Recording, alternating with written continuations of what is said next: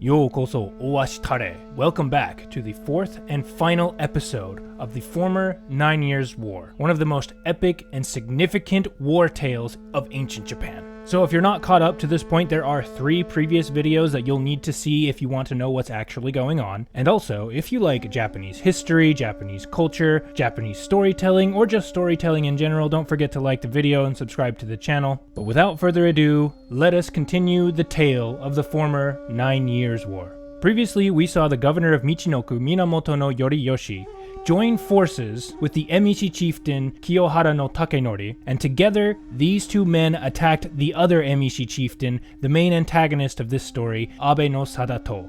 And together these men chased the forces of Abe no Sadato from fortress to fortress, going ever deeper into Emishi lands, until eventually Yoriyoshi and Takenori managed to take over one of the premier fortresses that Abe no Sadato's men laid claim to, and that was the fortress of Tonomi, where they were able to take a little bit of a break from chasing their enemy from fortress to fortress all the time, and wouldn't you know it, they came across some free alcohol in this fortress as well. Wonderful. But after getting everybody all rested up and raring to go, they continued their campaign, which saw them doing exactly as they had been doing, chasing Abe no Sadato's forces from fortress to fortress, chasing them into these strongholds, felling the strongholds, only for the enemies to move to a different stronghold, whereupon Governor Yoriyoshi would take his men and attack that fortress, only for that one to fall too. Until eventually, they came to the last 2 strongholds that Abe no Sadato had claim on, the twin fortresses of Kuriyagawa and Ubato. And as soon as they arrived, Minamoto no Yoriyoshi had his men surround both of these fortresses. Using his forces of over 10,000 men, he made a big wall of soldiers and began laying siege to both of these fortresses. Now, Governor Yoriyoshi had these men simply stand watch for several hours, and he didn't actually have anybody attack until early the next morning. And when he did have them attack, the battle raged on all the rest of that day, and all the way through the next night. And after making very little progress, Governor Yoriyoshi decided that his forces weren't enough to win them this battle. And so what he did is he himself got off of his horse. He turned toward the direction of the capital. He clapped his hands together, he bowed his head, and he said a prayer, offered up a prayer to his patron gods and to the protector deities of the emperor and the court. And then, taking one solitary torch in his hand, he turned to all of his men, and holding it high above his head, he exclaimed, "This is the fire of the gods." And then turning to the fortress, he hurled it as hard as he could over their walls and into their camp. And just as this torch was arcing through the air, a single solitary dove flew over the heads of everybody in the army. And if you remember from one of the previous videos, this was a sign from the gods that they had heard the prayer of Yoriyoshi. And so knowing that divine assistance was his, he immediately dropped to his knees, looked up to this dove, and weeping began worshipping it, offering thanks unto the gods for their assistance and their protection. And wherever that torch ended up landing, it caught something, and the flames and the smoke sprang up. And just as they were starting to grow, a fierce wind came out of nowhere and whipped these flames up into a frenzy, and within the hour, the entirety of the fortress was now on fire. And everyone outside the fortress could hear the screams and the cries of 1,000 men and women as their homes and everything around them burned. Sorry, it is going to get a little intense. What do you want? It's war. Now at this point, the fortress was done. It was over. There was basically no hope of anybody surviving this. And so, some people decided that they would like to continue living, and so they threw themselves at the feet and at the mercy of the attacking forces of Governor Yoriyoshi and Takenori. But some people decided that they would rather die than surrender. And so, those people went over to this deep ravine, this big river that ran by the fortress, and they threw themselves into its waters and drowned there. And it was amidst all of this chaos that Governor Yoriyoshi then gave the command to attack. And his men, who had been surrounding these 2 fortresses, went in and did just that. An interesting thing to note here is that it says specifically that Abe no Sadato's men turned and fought not with bows and arrows and horses like is typical of the time, but with swords. I'm assuming that at this point they had either run out of arrows or they were still relatively hemmed in by the rest of the fortress and the fire, so they couldn't effectively ride their horses around the battlefield and shoot arrows, so instead they turned to their swords, which were essentially the sidearms of the samurai of this time. But be it with swords or bows or bare hands or what have you, the forces of Abe no Sadato fought with everything that they had because this was it. It was literally do or die here. So they summoned all of their strength and they fought ferociously and did their very best to try to break through this ring of the governor's forces so they could make a break for it and retreat to somewhere safe. And now, for whatever reason, Chieftain Takenori, who was sided with Governor Yoriyoshi in this fight, decided that he was going to extend some mercy to these men. And so he went over to his forces and he commanded them and told them that they should open up a section of this ring and allow Abe no Sadato's men to retreat to safety. And they complied. They opened a section of the ring, they allowed Abe no Sadato's men to start escaping, and all the fighting stopped at this point. And Abe no Sadato's men simply began walking away. However, there was some sort of a miscommunication at this point. Because when Governor Yoriyoshi turned around and saw that Chieftain Takenori was letting all of these men escape, he instantly took his men and had them stop doing whatever it was that they were doing, and then charged those men of Abe no Sadato who were in the process of retreating. And he slew them to the man. Every single one of them was laid low. All except for one. Because amongst all of these men was a man by the name of Fujiwara no Tsunekiyo, whom we have seen multiple times. If you remember, Fujiwara no Tsunekiyo, when this war first broke out, was actually on Governor Yoriyoshi's side. However, because of certain circumstances involving one of his relatives, Tsunekiyo decided that it would be better for him to throw in his lot with Abe no Sadato and fight against the governor instead of fighting for the governor. And Yoriyoshi remembered that, and he did not look favorably upon traitors. And so he had Fujiwara no Tsunekiyo dragged before him, and he looked him dead in the eyes and he said, "You and I used to be longtime allies, and yet for these past many years you have hated me, and you have spurned the authority of the court and the emperor. These are grave, grave crimes. But I will ask you this one time. Do you still intend to continue using your white talismans?" Now, if you don't remember, the white talismans were basically Fujiwara no Tsunekiyo's own personal insignia that he would use to stake his claim on tax goods. It was by using these white insignias that he would take the taxes that were set aside for the governor and for the court and give them to himself. Essentially, it was how he committed tax fraud. And to be fair, I am a little bit hazy about what all of this means and the significance of it, but suffice to say, of the accusations that Governor Yoriyoshi leveled at Tsunekiyo, this was probably the single most important one. The Heian court and the emperor took collection of taxes very seriously and would not tolerate any shenanigans in this regard. And so, having asked Tsunekiyo if he still intended to commit tax fraud, Tsunekiyo, instead of responding to him, simply stared at the ground and refused to meet eyes with him and refused to say a word. And at this point, Governor Yoriyoshi had had it with this man. He had betrayed him personally, and now he was refusing to own up to the things that he did and refusing to pledge that he would play by the rules and behave himself after this whole thing wrapped up. And so right then and there, Governor Yoriyoshi commanded that this man be executed by beheading. But not with a nice, fancy, high-quality sword. No. That was too merciful for this traitorous scum. Instead, he had his men behead this man with a dull blade that took several attempts to actually succeed. So like I said, Governor Yoriyoshi is getting his revenge. And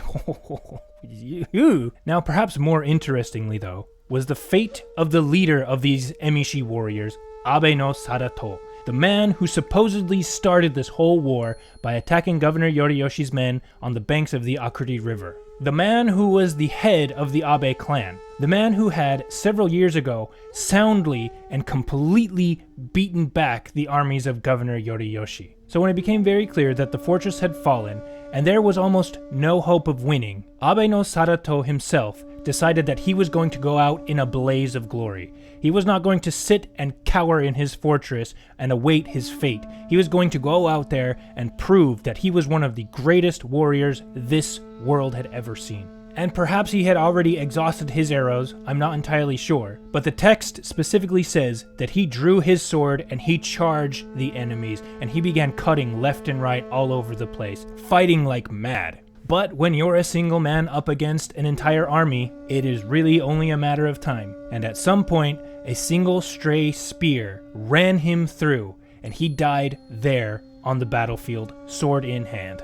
Now the men who had killed him wanted to present his body before Governor Yoriyoshi, not only as proof of their deeds, but also because this was the man who had caused them so much grief. This was the leader of their enemies. And so what these men did is they got one of the big shields that formed the walls of these fortresses. It's called a tate. And it's a really big, basically giant plank of wood that is essentially a shield. The modern Japanese word for shield is tate, but it's a massive, massive shield that you would stick in the ground and use as kind of like makeshift cover to fire arrows from. But these men took one of these massive tate, and they took Abe no Sadato's body, and they put it on top of this essentially big plank of wood, and then 6 men together hoisted it up onto their shoulders, and they bore it to Governor Yoriyoshi and placed it in front of him. And it's here that everybody finally got a good look at Abe no Sadato, and the text describes his figure in detail. It says that he was easily over 6 feet tall, which was absolutely massive to the ancient Japanese. It also does say that he was actually 7 feet around, which I don't know how true that is, but the point is that he was not like a tall, skinny beanpole like me. He was sturdy, he was huge, he was a big, hulking mass of a man. And the term it specifically uses is that his countenance was ikameshi, which means something to the effect of austere, ferocious, awe-inspiring. This was the spitting image of a ferocious Emishi warrior. The text also sees fit to mention the fact that his skin was exceedingly white and that he was about 44 or so years old at this point. And Governor Yoriyoshi, now seeing his enemy laid in front of him dead, was very, very happy. I mean, you can imagine. This was the man he was trying to destroy for the better part of the past decade. And as per custom, Governor Yoriyoshi then commanded that Abe no Sadato's body be beheaded, alongside one of Abe no Sadato's other brothers, Abe no Shigeto. And he also would have liked to get the head of one of Abe no Sadato's other brothers, Muneto. However, Muneto had managed to escape by either hiding in a bunch of mud or crossing over a bunch of mud so that nobody else could catch him. But somehow or another, using a big mire, he managed to escape the clutches of Yoriyoshi. Now, another person that's deserving of mention was one of Abe no Sadato's sons, a young boy about 13 years or so, whose name was Chiyo Doji. And he was a good-looking kid, probably inherited all of his father's ferocious looks, but being young, it probably softened those features and just made him look very regal and very much like he was nobility. Now this boy, despite being only 13 years of age, bravely and defiantly left the confines of the fortress to go out and fight himself on the battlefield. And he had been captured alive. He was not one of the ones who was struck down. And when he was brought before Governor Yoriyoshi, Yoriyoshi was actually very, very sympathetic to this kid's situation. He was still just a young boy, and he had proved himself a fierce and brave warrior. And Governor Yoriyoshi actually wanted to release him. Just say, you know what, dude? I respect you and you're young. This wasn't your fault. Go free.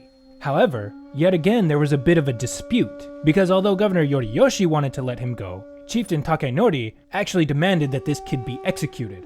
We can only speculate as to why. The text doesn't mention it. Perhaps there was some kind of a grudge between the families. Perhaps Takenori was worried that because his clan was in neighboring Dewa, that if this boy reached maturity and adulthood, that he would then rally the Abe forces to come and get revenge on his clan. We honestly don't know, at least from this text. And so the young 13-year-old Chiyo Doji was executed. And then another person worthy of mention was Abe no Sadato's wife. So back when the fortress had initially fallen, and it was clear that they weren't going to make it out of this in one piece, and it was clear that Abe no Sadato was gearing up to go have his brave final last stand that was ultimately going to result in his death, his wife, holding in her arms their 3-year-old son, turned to Sadato and said, "I know you are going out there to die, but I cannot live in this world alone without you. And so, when I see that you have fallen, I too will follow you to the grave. And sure enough, that's exactly what she did. When she saw that Sadato had fallen, she took her 3-year-old son, and with him in her arms, she threw herself into this ravine that so many other people had thrown themselves into, and drowned there in its depths. And that was the end of the battle. But not very long after this, some of Abe no Sadato's other allies, specifically his uncle, Abe no Tametoki, and another one of his younger brothers, Ieto, came forward to the governor and instantly threw down their weapons and surrendered. And a few days after their surrender, that last brother of Abe no Sadato's, Muneto, who had escaped into the wilderness somewhere, eventually came back with 9 of his retainers and also surrendered to the governor. Now we can assume that all those who surrendered were spared, because the text doesn't mention that they were executed. And with that, the war was over. Governor Yoriyoshi had won, and he wrote up an official report, and he sent it to the capital, along with the heads of all the major leaders of the Abe clan. Specifically, Abe no Sadato, the main leader, his younger brother, Abe no Shigeto, and Fujiwara no Tsunekiyo, the man who had betrayed him. And so Governor Yoriyoshi put together a messenger party, and put at the head of this party a man by the name of Fujiwara no Hidetoshi. And together with some other underlings, they set out for the capital bearing this official report and the 3 heads of these Abe clan leaders. And when this party arrived in the capital, rumor spread like wildfire. The whole city was in a bit of an uproar with talk about this party that had come bearing the heads of these ferocious Emishi warriors, and how Governor Yoriyoshi, being the supremely excellent warrior that he was able to see that this enemy of the court was punished and paid the ultimate price for his defiance. And one of the stories that was passed around the capital, that was spoken by people both of high, middle, and low rank, is that while this party was in the district of Koka in the province of Omi, which was fairly close to where the capital actually was, the main leader / main messenger of this group decided that he wanted to make sure that these heads were washed, cleaned, and made presentable, as these were basically the trophies of Governor Yoriyoshi's efforts, which is really macabre and gruesome, but it's what they did. Now, the man bearing the box that Abe no Sadato's head was in was actually one of Sadato's own underlings, and he complied with these wishes, made sure that his lord's head was clean and pristine so it could be presented to the court and the people in charge there, except he ran into one problem. After washing his lord's hair, he realized that he did not have Abe no Sadato's comb. And that was a problem because, being the nobleman that he was, he couldn't do with just any old comb. He needed his comb, or the comb of somebody of high enough rank that it wouldn't be shameful to have his hair combed by it. And so this servant came to the head messenger and explained, hey, we don't have his comb, we washed his hair and everything, but we need something to comb his hair with. And the main messenger simply looked at this man and told him, well, I suppose you're just gonna have to use your own comb for it now, aren't ya? And he turned away and would not speak to the man furthermore. And now again, this man was loath to do that, not because he was worried about combing the hair of a head that was detached from its body, but because his own lowly comb had no business coming in contact with the hair of a man so regal and powerful, his lord. But he had no other option, and so weeping the whole time, he made sure that his lord's hair was made presentable.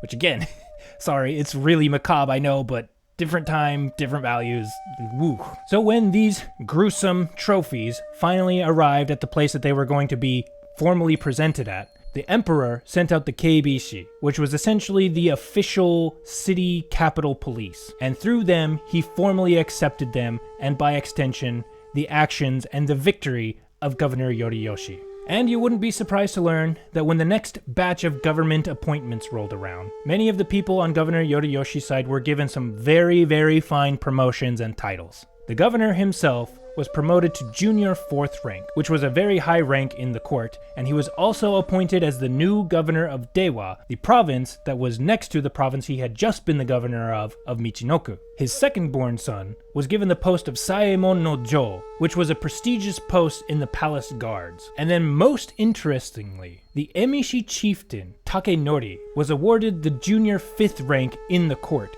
which was, all things considered, not crazy high, but what's worth mentioning is that from the eyes of the court, he was not even one of them. He was not a part of the Japanese, the Yamato people. He was an outsider, a barbarian, and yet he was being appointed an actual court title, and not even one of the lowest positions, but a decently high middle-ranking position, which was unheard of up to this point. And, furthermore, he was given Governor Yoriyoshi's old post of Chinjufu Shogun, the man in charge of pacifying and keeping order in the Tohoku region in the north. And then the main messenger who had brought these 3 macabre trophies to the court was given the appointment of Sama no Jo, which I'm not entirely sure what that is, but it has something to do with the stables and with the horses and taking care of them. It was probably a fairly prestigious position, not the greatest, but you know, it was up there. And then for some reason it mentions that there was a man by the name of Mononobe no Nagayori who was appointed to the position in the provincial government of Michinoku. I don't know why that's relevant. We've never seen this guy before, but apparently that's worth mentioning. I don't know. And I'm sure there were other promotions that were doled out, but the text just doesn't have the time or the space wherein to go into detail about all of the people who were given rewards and positions and titles and so on and so forth. And thus is it said that those who were rewarded with titles and honors from this campaign were glorified and celebrated by all the people in the realm. And there you have it.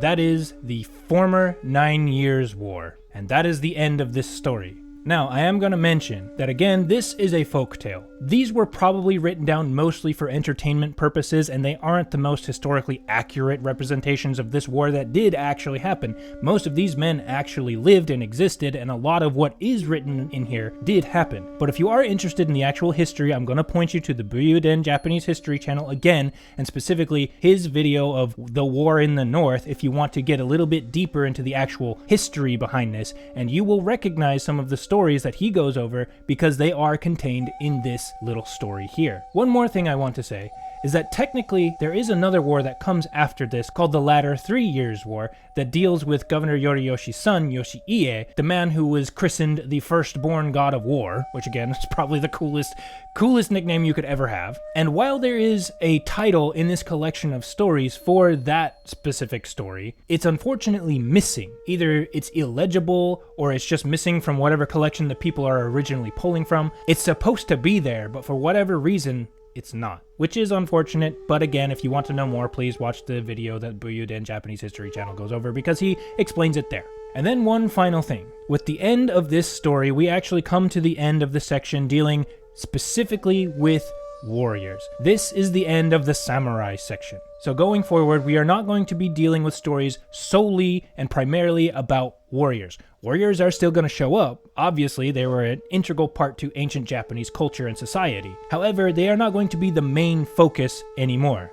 We are going to move into a section of stories that largely have to do with just your everyday average person, a little bit of the nobility as well. But this next section of stories largely deals with strange occurrences, and not strange as in like a woo supernatural, although some of them are a little bit supernatural, but just instances that make you go, whoa, is that real? Did that happen? That's crazy. Not necessarily scary. Some of them are a little bit freaky, but not all of them. Some of them are just amazing, and a lot of them actually do have really happy endings. So, with all of that being said, if you enjoyed this story, please give the video a like, and if you want to stay informed as to when more videos in regards to other stories drop, because trust me, there are plenty and plenty of stories we still have to get through, please don't forget to subscribe to the channel, and tell me in the comments any of the thoughts that you have about ancient samurai, about this war, about ancient samurai ethics, which is something I'm very, very interested in. Or if I got something wrong, please just let me know, because I am not a credentialed expert, I'm just a nerd who likes to talk into a microphone and who is trying his best to make these stories accessible to the English-speaking world at large. And with all of that being said, now we will go ahead and end this video, and if you're still watching up to this point, I thank you sincerely. Ito katejike no koso haberikere, and hopefully we will see you in the next video about why you should never ever let your children play unsupervised in the front yard. But you're just going to have to wait for that one. Again, I thank you very much, and we're going to end it here. Thanks so much. See you later. Bye-bye.